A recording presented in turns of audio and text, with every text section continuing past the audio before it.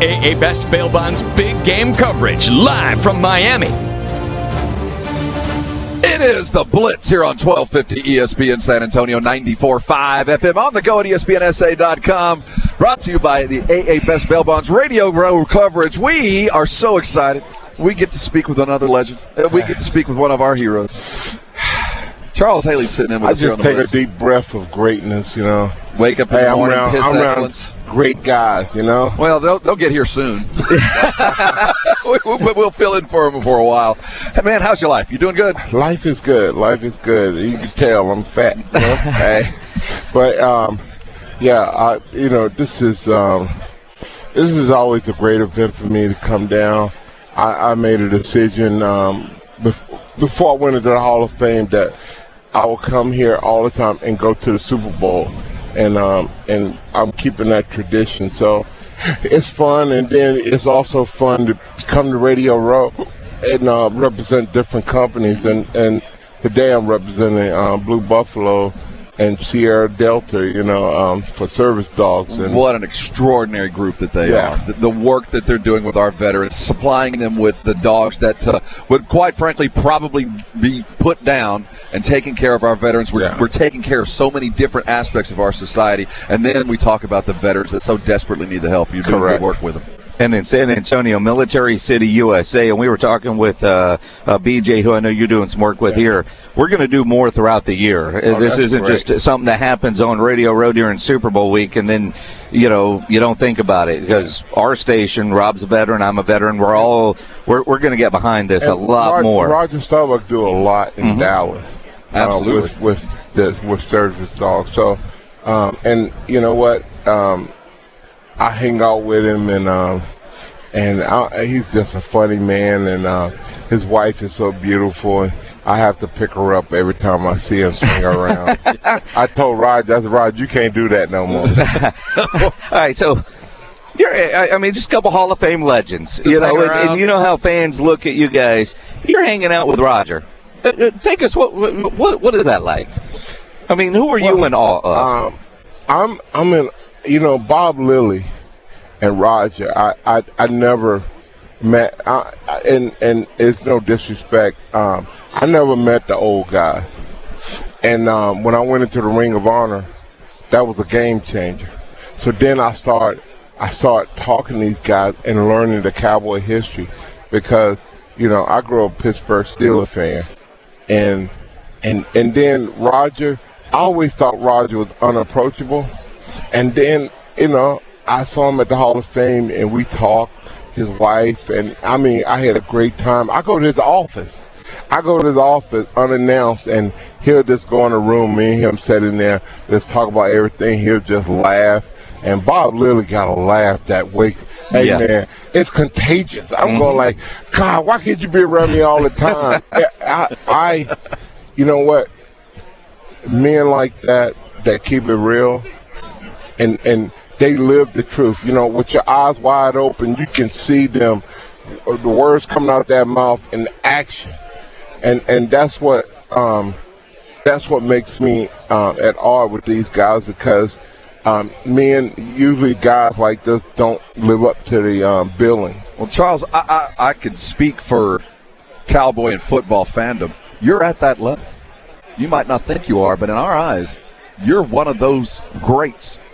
Hey, I think of myself as a guy who did something that he loved, that he prayed for at the age of 10, 12, to find one thing that I could be great at. Because, my mom will tell you my brothers are better than me athletically, and she still tells me that. And I keep telling her it hurts my feeling, but, It didn't seem to slow you down. Hey, But it motivated you. Yeah, it motivated me, but, she taught me early to put my ego, leave it at the door or walk on it. So I think that was probably the best advice I ever got, other than my dad telling me at 3 that I should climb. The ladder that I'm gonna climb is gonna be the ladder of destiny, and it's your choice whether you stay on it or get off. But if you get off, it's gonna be hard to get back on. So I told him the other day, I said, man, why you start telling me stuff like this at 3? Because it got you into the Hall of Fame. Yeah. The fact that you remember absolutely. it. The fact that you say, well, at least you say you remember it at 3. Yeah. Well, he also told me I was a badass, so that's when I knew I was going to be a baller. That's it. 5 Super Bowl champions. He's in the Hall of Fame. You think about we're here at San Francisco and Kansas City. Last year, when we talked to you, we thought the Cowboys might have a chance. And I know we saw you in San Antonio event and thought, well, they got some talent on this team if they could put it together. And we know what happened this year. What did you think of how last season went and Jerry Jones not retaining Jason Garrett and hiring Mike McCarthy? Well, I think Mike was a great fit for the Cowboys. I think he's developed great quarterbacks, so that's only going to help that. And then, the schemes, I think I like the way he did the schemes for the teams he's been around. And, the thing that I love about Mike, I went up there Friday after he got there, and he was in coach's meeting. I walked by the window, and he saw me. He got up from the meeting, and we went in his office and talked for 15, 20 minutes. I'm good now. Hey, he showed me that much respect. Hey, so guess what? He passed it forward. I'm going to pass it back. So he got me. With that, because we had heard some rumors that some of the Cowboy alumni might not be as welcome in the building as he tries to put his fingerprints all over things. And I know you go up there. I know you used to go at least once a week. I don't know if you still do, but working with different guys.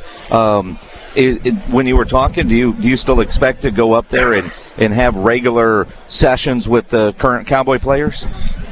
Hey, I talked to the defensive line coach, the defensive coordinator. I talked to all these guys, and I talked to him. If that was going to be the case, you know what? All they had to do is say it. And you know what? At the end of the day, players dictate to the coaches what's going on. If these players didn't respect what I do, then they would not have me up there.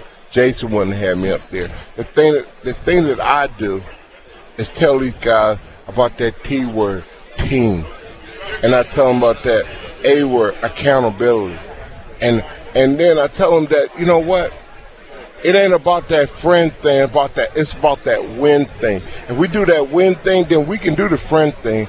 And it's about 10 or 15 guys that hate me, and I tell them, you know what, I'm good now because I'm doing my job. Because if you like me, then guess what? I'm not doing my job because I'm gonna hold you accountable. If players won't hold each other accountable, somebody got to do it.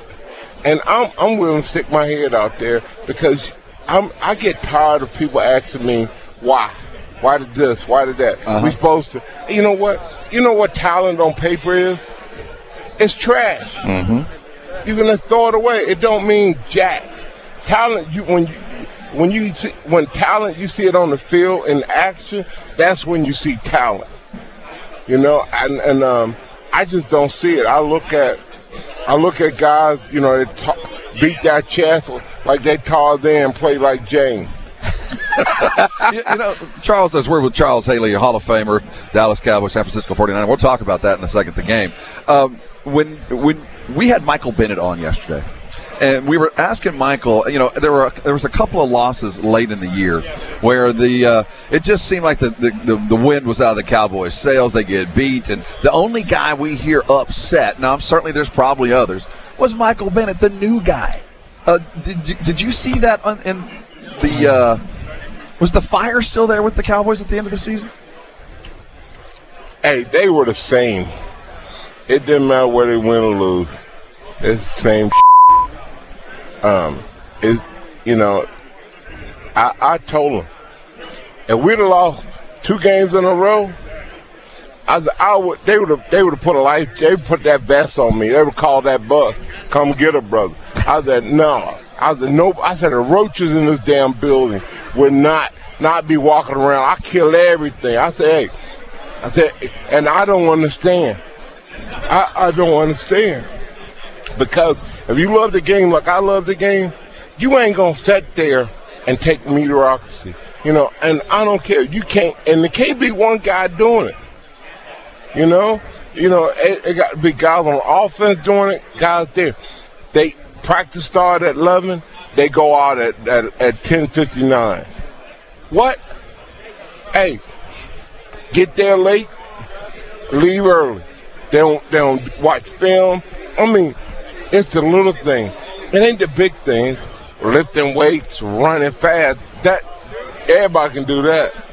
But it's the little things that make you great. The great ones, like Charles Haley, understand that, and so many of the other guys need to hear it from the men who have actually done it. Charles Haley, 5-time Super Bowl champ, Hall of Famer. Thank Always you. Good to see you, man. Good seeing you. God bless you, man. God Appreciate bless you everything too, you do. Thank you.